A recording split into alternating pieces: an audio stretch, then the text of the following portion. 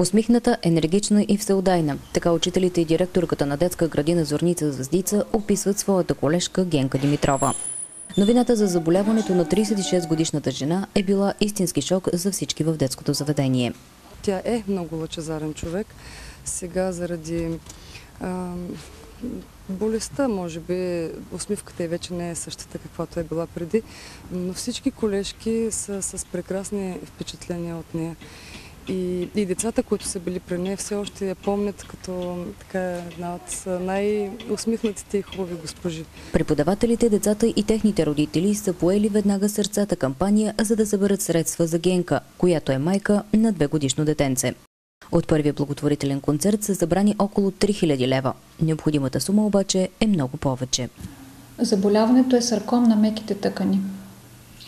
Лечението в Германия е препоръчено да й се направи операция и по данни, това, което тя ни е казала, че ще й бъдат необходими 40 000 лева.